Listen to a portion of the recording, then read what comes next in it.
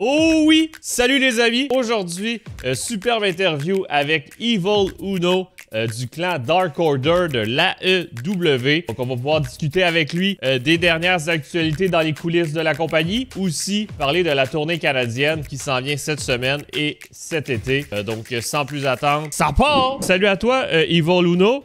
Puis justement, ben, on fait cette interview en français aujourd'hui. Puis je crois que c'est un peu méconnu auprès des fans québécois, puis même des fans français, en fait, que tu parles français. Je pense que tu viens de Gatineau, c'est ça, d'une ville au Québec? Oui, je vis à Gatineau. J'ai vécu là, honnêtement, toute ma vie. Ça fait 36 ans. Puis je suis originalement québécois, français.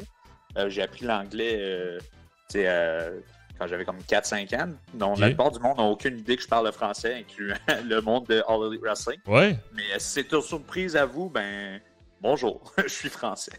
Puis tu sais, justement, tu sais, puis moi, je m'en rappelle, là, quand t'avais fait tes débuts, là, tu sais, c'était un peu, tu sais, je veux pas dire, sorti de nulle part, mais genre, qu'est-ce qui s'est passé entre le moment qui s'est produit entre Gatineau puis l'AEW? Genre, juste un petit résumé bien rapide, là. Qu'est-ce qui a fait que tu t'es retrouvé à Dynamite un peu du jour au lendemain, là?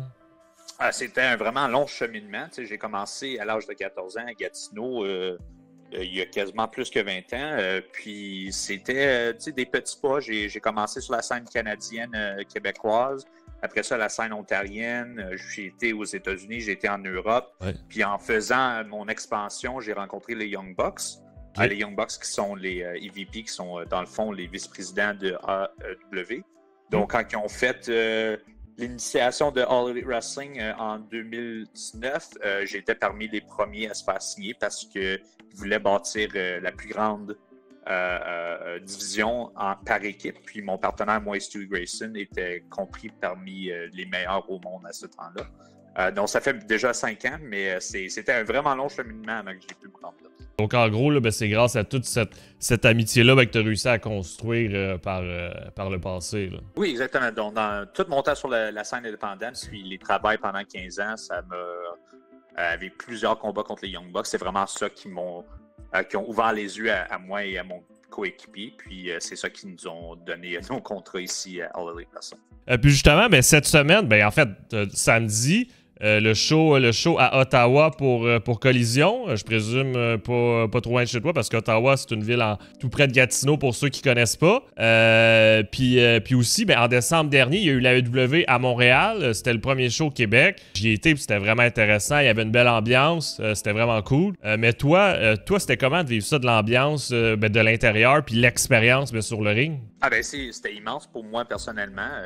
Quand j'ai commencé la lutte, j'aurais jamais imaginé qu'un jour je lutterais dans le Centre Bell où que les Canadiens de Montréal font leurs travaux. Puis aussi ce samedi, Ottawa, le Canadian Tire Center, c'est la maison des sénateurs. C'est l'équipe que pendant 30 ans j'ai supporté personnellement. Puis j'ai été voir multiples artistes musicaux à cette arène-là. Donc comme c'est deux événements qui sont vraiment proches à moi, personnellement. Montréal, c'est une ville que j'ai bâti la plupart de ma vie indépendante dedans. Puis Ottawa, c'est ma ville. T'sais. Gatineau, Ottawa, je comprends en tant qu'une ville. J'ai vécu à Gatineau, j'ai vécu à Ottawa au cours des dernières 30 ans.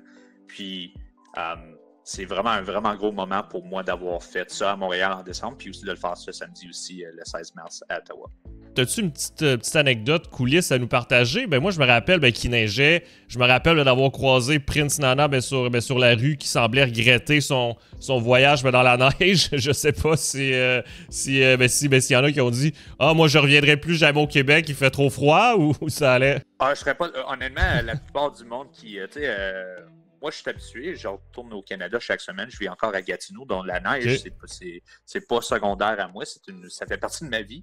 Mais la plupart du monde avait tellement froid, était tellement surpris comment froid qu'il ferait en décembre à Montréal.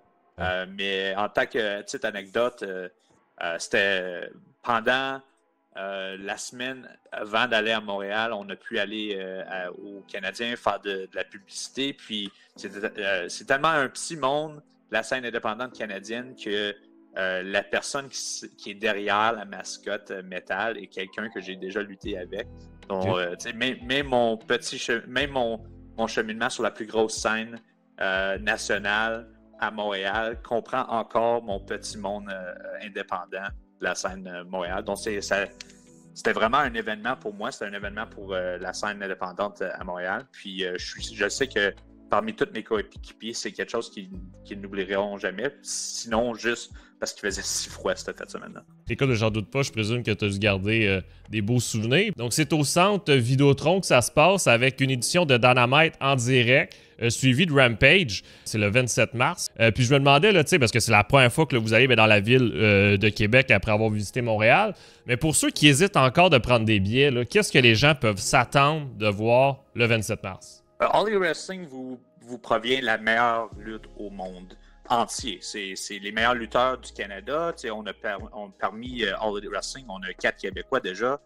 Il y a moi, il y a Daddy Magic, il y a Angelo Parker, il y a Stu Grayson. On a les meilleurs Canadiens. On a Chris Jericho, on a Adam Copeland, on a Christian Cage. Mais on a aussi les meilleurs lutteurs de partout. Du Mexique, du Japon, des États-Unis, de l'Europe. C'est vraiment... en une journée, tu vas voir quasiment une douzaine de combats parmi les meilleurs lutteurs au monde. Dynamite, c'est notre show titre. C'est le plus gros show de All Elite Wrestling, les mercredis soirs à 8h live. Mm-hmm. Donc, Québec, je sais que Québec, c'est une ville immense pour les shows. Montréal, ça l'était aussi. Je suis sûr qu'ils vont se présenter en grand nombre. Mais c'est vraiment... vous allez avoir les meilleurs lutteurs au monde. On vient tout juste de signer récemment Will Ospreay et Okada, qui étaient parmi les 2 meilleurs lutteurs au Japon. Donc, vous allez sûrement les voir aussi à Québec aussi. Justement, on est dans une nouvelle ère de frénésie un peu suite au pay-per-view Révolution. Il y a eu beaucoup de dernières arrivées, comme tu viens de mentionner, puis il y a un peu une guerre d'acquisition des talents, on dirait. Toi qui vis ça de l'intérieur, comment tu décrirais qu'est-ce qui se passe un peu dans les coulisses, que du jour au lendemain que tu as une Mercedes Bonet qui est là, ou un Okada, comme tu disais. C'est un peu fou, ça fait quand même 5 ans que je suis là, puis chaque couple de semaines, on me surprend, même moi. Je fais partie de l'équipe. Je fais partie du monde de All Elite Wrestling, mais souvent, j'oublie à quel point on a des immenses talents. Au début, la première semaine que j'étais là, je marchais alentour, puis je voyais Jim Ross, puis je me disais, je peux pas croire que je suis dans une compagnie avec Jim Ross, puis Chris Jericho. L'année d'après, je faisais la même chose, mais c'était Cody Rhodes. La semaine après ça, l'année d'après, c'était Eddie Kingston, puis Orange Cassidy, puis parmi mes meilleurs amis. Aujourd'hui, on a Kazuchika Okada, on a Mercedes Moné, on a Jay White, on a Will Ospreay. Le montant de talent qu'on a maintenant, c'est immense. Puis je pensais que j'aurais jamais trouvé plus de lutteurs qui me surprendraient, mais Okada, c'était une surprise à nous. Mercedes Moné, c'était quand même une grosse rumeur, mais c'était quand même une surprise au roster. Donc, pour autant que les fans sont en train de voir ça pour la première fois. Nous autres aussi, on voit ça pour la première fois. C'est aussi excitant pour nous que ça l'est pour tout le monde d'autre au public. Justement, en parlant de plans futurs, là, je sais que des fois, par le passé, Forbidden Door a souvent lieu au Canada où ça l'arrive. Je sais que tu as jamais eu la chance d'y participer, mais si tu pouvais choisir quelqu'un, en fait, ce serait qui, malgré tous ces nouveaux talents-là qui sont à la compagnie? C'est sûr que, si j'étais pour aller à l'intérieur, j'aimerais ça lutter au Okada, j'aimerais ça lutter Will Ospreay, mais, habituellement, notre Forbidden Door, c'est en association avec New Japan Pro Wrestling du Japon. Si j'étais pour choisir quelqu'un, je suis masqué, c'est un lutteur que j'ai déjà lutté, mais c'est quelqu'un que j'ai jamais lutté sur un gros stade, sur un étage de ce niveau-là, comme le pay-per-view Forbidden Door. Moi, personnellement, j'aimerais lutter El Desperado, qui est du New Japan. C'est un ancien champion Cruiserweight, un ancien champion par équipe. Puis honnêtement, je crois un des meilleurs lutteurs qui ont à New Japan. Ça serait pour moi un rêve de faire ça au Canada. Puis si on parle de plans futurs, là, je sais qu'il y a le tournoi des équipes à la AEW qui s'en vient.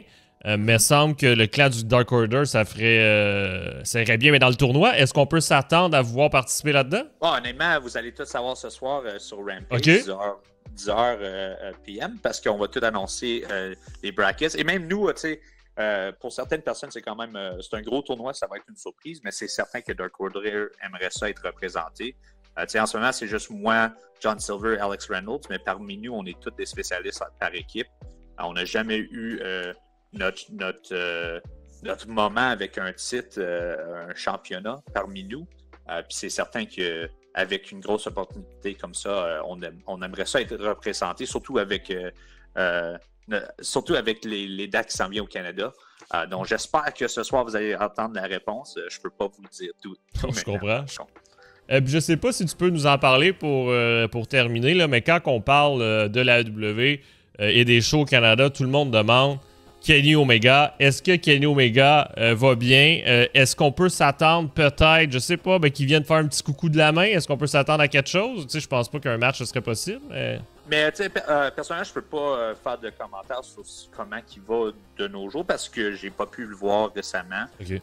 De qu'est-ce que je peux comprendre, sa situation va mieux que qu'est-ce que c'était initialement, mais je suis vraiment pas certain à quel point il serait prêt pour revenir. Sinon, en tant que figurant, mais même en tant que lutteur, je suis pas certain comment proche qu'on est de voir Kenny Omega de retourner. Ok, cool. Ben écoute, je te remercie pour ce moment, Evil Uno. Donc, je rappelle les dates pour ceux que ça intéresse. AEW avec Collision en direct le 16 mars du centre de Canadian Tire, comme mentionné. Et à la ville de Québec pour Dynamite en direct, plus Rampage, les enregistrements, le 27 mars. Donc, tous les billets, c'est sur allelitewrestling.com. Donc, encore une fois, je te remercie, Evil Uno. Puis les fans français et canadiens sont heureux de t'avoir entendu aujourd'hui. Puis je te souhaite bonne chance pour cette semaine canadienne. Merci à toi et j'espère qu'on se voit à Québec. Oh oui, passe une belle journée. Hein? Bonne journée.